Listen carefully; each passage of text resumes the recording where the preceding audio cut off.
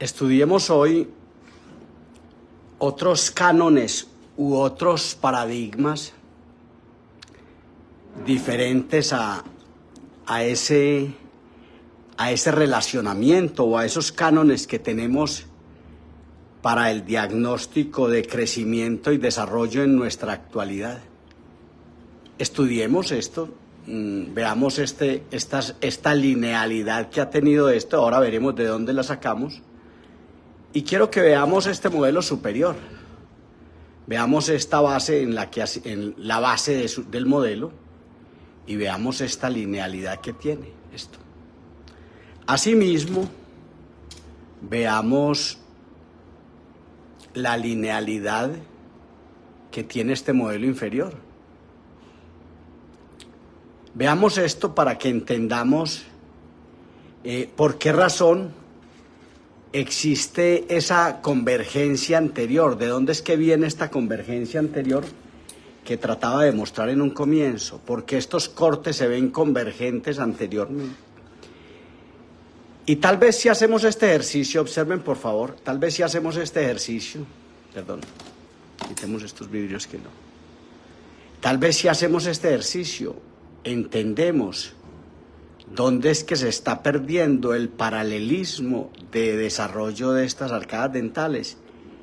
Y tal vez si mostramos esta imagen oclusal de este modelo y esta línea, llamémosla los corredores de fosas, esta línea, y llamemos vemos un arco absolutamente puntiagudo, donde al observar ese arco puntiagudo es posible que vengamos a medir la distancia intermolar, que para McNamara en sus cráneos anglos era 34 milímetros, de repente aquí casi que están los 34 milímetros, de pronto un poquito menos.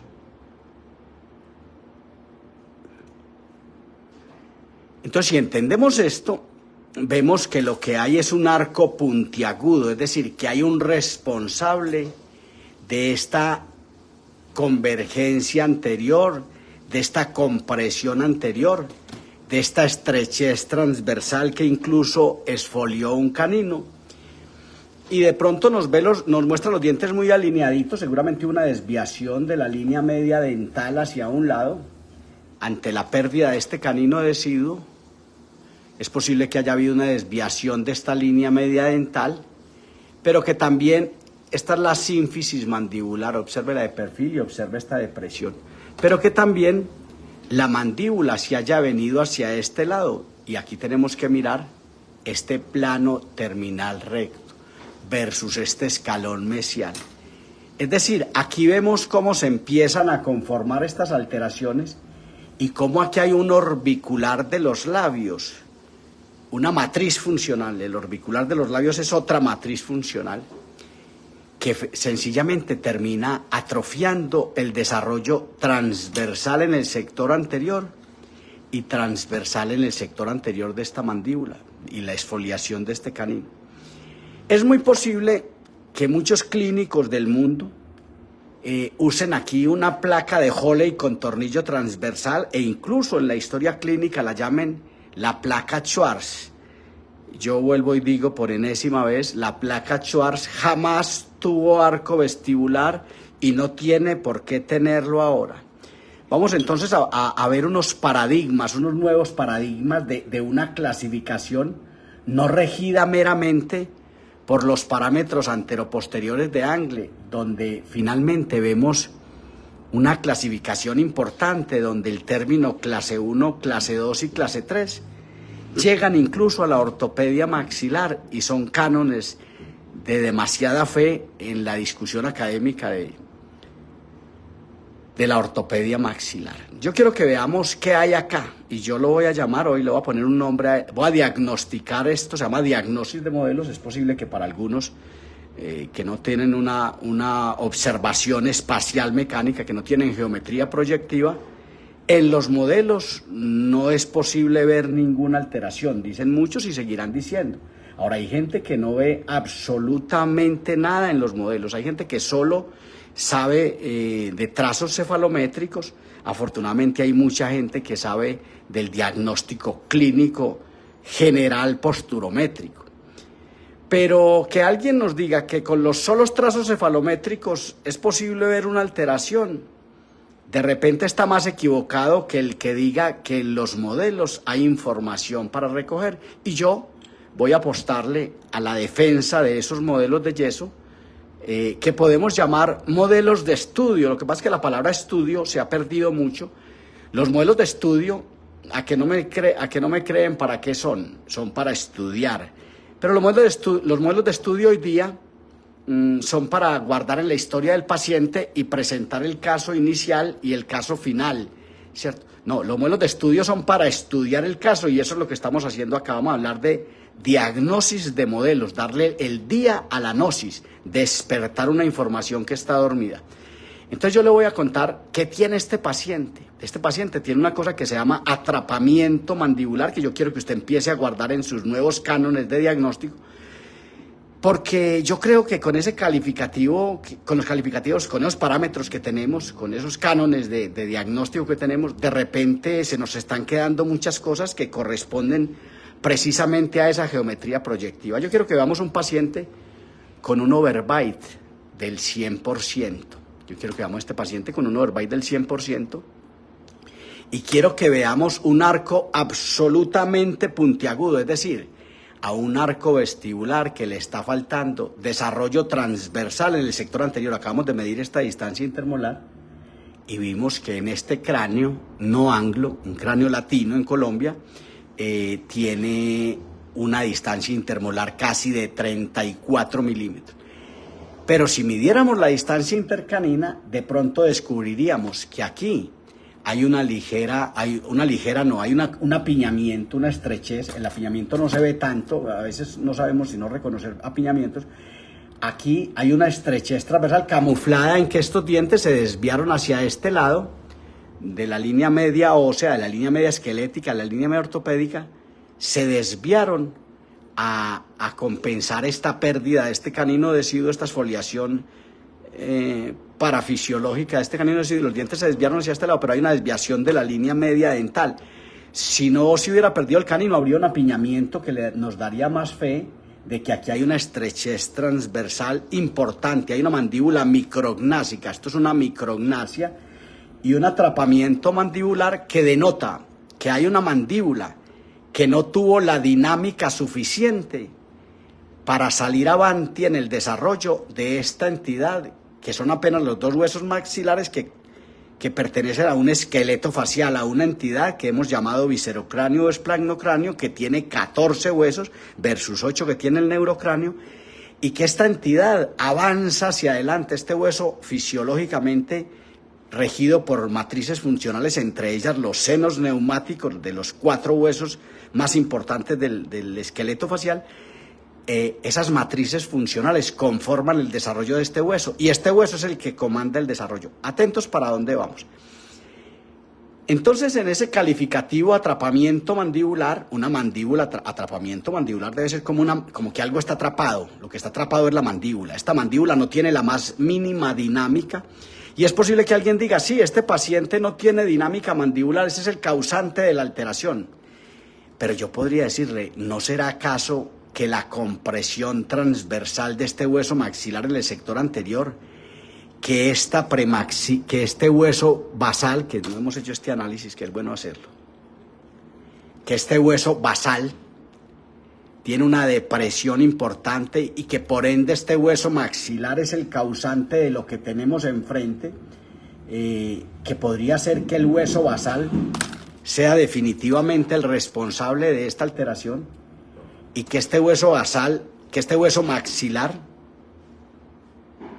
no está desarrollándose hacia adelante, y como no se está desarrollando, Ángela, y como no se está desarrollando hacia adelante, entonces ha dejado atrapada la mandíbula, y la mandíbula no ha podido tener alas. La mandíbula no tiene alas ni tiene dinámica.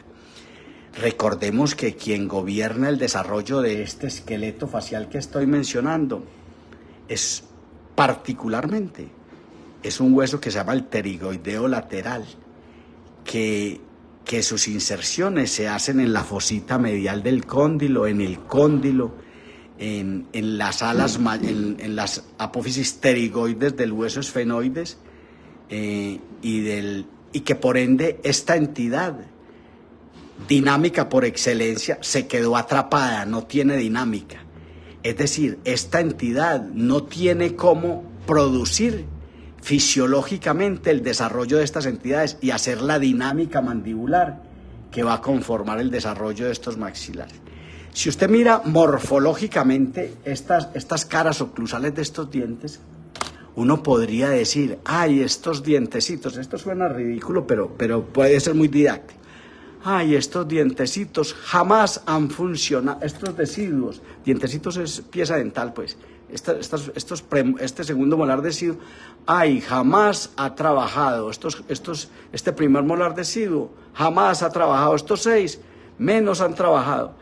Es decir, aquí, igual que en el arco inferior, no ha habido un desgaste fisiológico. Recordemos que fisiológicamente, y este dato puede ser interesante, los dientes deciduos deberían esfoliarse en grado 0. Yo quiero que usted vea esta ligera abrasión, este ligero desgaste de la vertiente distal del canino deciduo inferior, pero que vea que no hay un canino deciduo superior con una vertiente mesial en un verdadero desgaste. Esta mandíbula está atrapada. Lo que quiero, y esta reunión se llama atrapamiento mandibular como causante de una alteración de falta de desarrollo y propulsión. Recordemos que una cosa es el tamaño de estas arcadas dentales, una cosa es el tamaño de estos modelos, por así decirlo, déjeme decirlo de esta manera, una cosa es el tamaño alveolar, dental y basal de estos modelos, y otra cosa muy distinta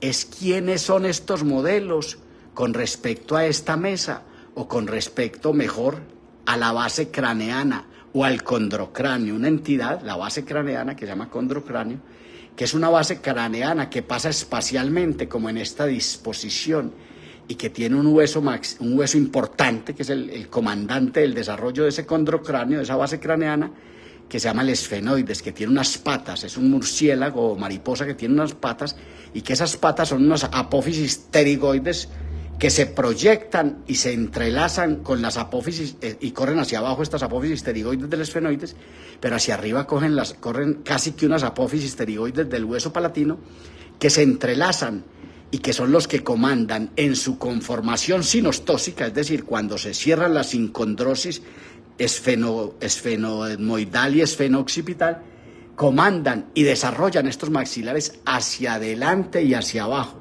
el condrocráneo que llamamos el esqueleto facial.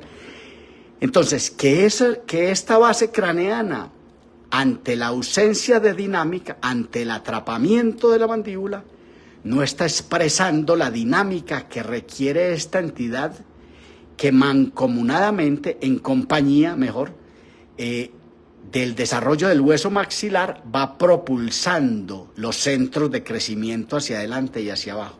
Este paciente es posible que tenga la altura facial inferior enormemente disminuida. Es posible que, a pesar de que el mascara en su componente muscular, que no es un canon o un parámetro para evaluar, que veo a veces que en algunos países usamos demasiado los cánones del componente muscular, este componente muscular de este paciente, este componente muscular infantil de este paciente, que debe tener 8 años de edad a juzgar por la aparición de estos dientes, este componente muscular de este niño es hermoso, tiene una cara, se dice en mi país, llenita, es carillenito, tiene unos padres que hasta lo llevan al odontólogo y que seguramente le dan una muy buena alimentación, y seguramente este componente muscular infantil que Fibonacci apreciaría con mucha suficiencia, ese componente muscular de pronto tenga camuflada esta alteración y no la veamos. Incluso habrá alguien que, y atentos con esto, habrá alguien que dirá, pongamos 2 ganchitos de Adam, o ni siquiera pone ganchos de Adam, pongamos cualquier ganchito y pongamos un arco vestibular aquí, entrémoslo por detrás de los caninos y pongamos una plaquita con un tornillo transversal por aquí adelante, como enseña la literatura. Los tornillos no son adelante, los tornillos no son atrás, son adelante. Entonces, alguien que ponga una plaquita de Holley con un tornillo transversal aquí, no va a tener mucho resultado clínico, va a tener dificultades en en el avance de esta alteración. ¿Qué hay aquí? Ya lo dije, un atrapamiento mandibular regido por un hueso maxilar que no está conformándose adecuadamente en su tamaño, los dos huesos maxilares, por así decirlo, el tamaño del hueso maxilar y el maxilar como tal, que no está descendiendo hacia adelante. El hueso maxilar se le unen mejor 11 huesos más de esos 14 huesos del esqueleto facial, y este es el que comanda el desarrollo. Si este maxilar tuviera tamaño, fuera un arco ovalado, tuviera soltura, es posible que esta mandíbula, con su dinámica, ganara dinámica, y entre las dos, mancomunadamente, las dos es mandíbula y maxila, mancomunadamente lograran el desarrollo y vencer un orbicular de los labios que está puesto acá y que seguramente tiene un tono suficiente, el labio superior tiene un tono suficiente para tener atrofiado este desarrollo, aunado a que además de eso los senos neumáticos no promueven mucho el equilibrio facial, es decir, este rostro es posible que esté caído. Recordemos que el rostro ideal tiene un plano camper que debería ser ideal, el plano camper es por aquí así, 1 pulgada arriba del plano oclusal. Un plano camper de nasolabial a tragus que debería ser paralelo al plano oclusal. Es posible que este paciente tenga esta orientación y no levante el rostro, y como no levanta el rostro, porque los senos neumáticos no se insuflan cotidianamente y repetidamente como deben funcionar los senos neumáticos, las matrices funcionales senos neumáticos, en particular la del esfenoides, que es la que comanda esta orientación de la base craneana y la que va a hacer que estas dos entidades se vengan hacia adelante. Una cosa son los centros de crecimiento de estas entidades, otra cosa son estos modelos. Estos modelos se llaman el tamaño de los maxilares, este es el tamaño de la maxila, así llámese proceso dental, proceso alveolar y proceso basal. Esta es la maxila dentada, esta es la mandíbula dentada. Los centros de crecimiento están atrás y promueven el esqueleto facial, promueven el hueso maxilar. Entonces, si nosotros no entendemos esto, es posible que nos vengamos con los tradicionales y milenarios milenarios aparatos bimaxilares. Es posible que alguien venga y avance la mandíbula e incluso ponga un aparato con acrílico interoclusal, es decir, para que los posterior-inferiores no puedan egresar, salir, crecer. Es posible que hasta ponga un componente interoclusal que no va a dejar egresar esto. No deje de ver mi anterior video donde hablamos de por qué los aparatos bimaxilares tienen componentes interoclusales, pero no vinimos a hablar de aparatos bimaxilares. De hecho, los aparatos bimaxilares, mi prédica, mi discurso, siga mi trabajo en Facebook y en YouTube, para que usted vea que mi discurso está diciendo no más aparatos bimaxilares, no ferulemos más la mandíbula contra la maxila, pongamos aparatos propulsores, pongamos un PAMED propioceptivo, que es una platina de metal en este sector, donde la mandíbula se desprograma, se dinamiza y se propulsa. Pongamos unas chapas de rozamiento, la nueva ortopedia monomaxilar inductiva, es decir, que induce el desarrollo, no que fuerza a ultranzas como los aparatos bimaxilares que avanzan la mandíbula a una posición postiza del espacio. No, entonces entendamos esto. Vamos a hablar de cómo propulsar estos centros de crecimiento y vamos a hablar de qué resolver, qué es lo que hay por resolver. Lo que hay por resolver siempre, en este caso y en la mayoría de los casos, es el tamaño de las arcadas dentales. Le voy a redondear este discurso. Este discurso dice, y mi prédica cotidiana, primero es el tamaño de los arcos dentales antes que su interrelacionamiento, no a la inversa como lo hacemos hace 120 años, que creemos que lo primero que hay que resolver es el interrelacionamiento, el cambio de postura terapéutico, la mordida constructiva, el avance de la mandíbula. No.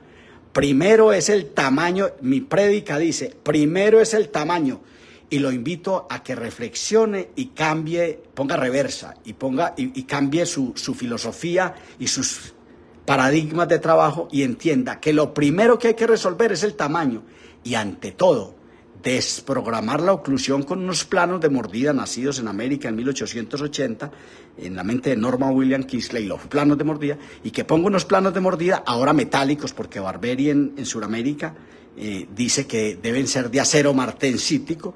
Entonces, que usted ponga unos propulsores en el sector, unos desprogramadores primero para que desprograme esta oclusión y ante todo para que dinamice esta entidad y que mediante placas activas sin arco vestibular, por favor, repito, sin arco vestibular, no más arco vestibular de Hawley, sin arco vestibular, cuatro veces lo dije, que pongamos unos ganchos de amarre, por ejemplo, 2 broches de amarre tipo Adams aquí, en estos caninos, 2 broches de amarre tipo Adams en estos caninos, que es donde está el problema.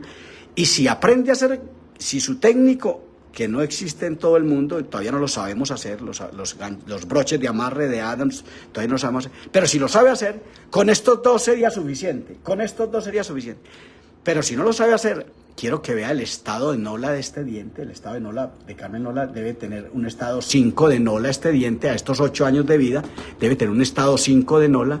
Y de repente en ese estado 5 de Nola usted pone un gancho de otro broche de amarre, cuando aprendamos a hacerlos, otro broche de amarre Adams aquí y otro broche de amarre Adams, y ponemos 2 broches de amarre en estas 2 entidades y nos preocupamos primero por el tamaño de estas arcadas dentales, el tamaño transversal de estas arcadas dentales.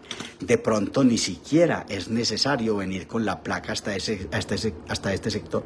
De pronto podría ponerse el tornillo en este sector y poner la placa solo hasta acá y dejar esta bóveda palatina descubierta, traer esto aquí, dejar todo esto descubierto, traer esto hasta acá, poner un tornillo aquí y poner un PAMED propioceptivo. Un plano, PAMED propioceptivo es un plano anterior metálico. Poner un PAMED propioceptivo para parar estos bordes incisales y producir una propulsión, excitación eléctrica martensítica con ese acero martensítico de esto que es un PAMED propioceptivo. Esto es un PAMED propioceptivo que se va a embeber en el acrílico de la placa superior y de repente con ese PAMED propioceptivo desprogramar este condicionamiento oclusal llamado atrapamiento mandibular, y en esa medida, en la medida en que dinamicemos esta mandíbula, desprogramemos este engranaje mecánico, lo desprogramemos y tengamos cómo conseguir tamaño de estas arcadas dentales y de repente también pensar en un tamaño, en una arcada, en la expansión de la mandíbula, conseguir el tamaño de esta mandíbula, aunque la dinámica que le dará las chapas de rozamiento o el PAMED propioceptivo podrían hacer que esta entidad gane dinámica y ante todo que si el pterigoideo lateral se despierta, porque hoy está dormido, absolutamente dormido, está roncando, el pterigoideo lateral si se despierta va a hacer que esta mandíbula, y si este maxilar le ofrece un mejor tamaño, si este maxilar logra expansionarse con este tornillo, esta mandíbula se desprograma mediante un plano de mordida y gana dinámica. Ya son 2 las entidades que promueven el desarrollo de este esqueleto facial hacia adelante. Si quiere llamarlo viscerocráneo, llamémoslo viscerocráneo o esplagnocráneo incluso. Y esta entidad va a venir, se va a propulsarse hacia adelante. Vamos a despejar los centros de crecimiento que ahora, para redondear la idea, están atrofiados. Esta oclusión dental, este engranaje mecánico, este atrapamiento mandibular está atajando los centros de crecimiento de estas 2 entidades, maxila y mandíbula, que están en la articulación occipitocloide y en el hueso temporal, en la fosa glenoide, en el cóndilo, en la fosita medial del cóndilo, y que son los que propulsan son los centros de propulsión. Los llamamos centros de desarrollo, son los centros, si los llamáramos centros de propulsión, de pronto el estudiante estaría mejor dotado. ¿Qué es lo que hacen esos centros? Porque nosotros a veces como que no entendemos el crecimiento de estas entidades y asumimos que la expansión corresponde a los centros de crecimiento. El tamaño de las arcadas dentales, para cerrar este video, el tamaño de las arcadas dentales de estos modelos el tamaño de estos modelos es una cosa, se llama el tamaño de la maxila dentada y de la mandíbula dentada. El que estas entidades estén adelante o estén atrás están en otros centros de crecimiento, en otra parte, en la articulación occipitaloide y en el hueso temporal, y son los que propulsan esto. O sea que una cosa es el tamaño de estas cosas y otra cosa es dónde están, si están atrás, si están adelante, si están descendidas o si están solo adelante. Estas entidades caminan hacia adelante, se llama un efecto cinemático.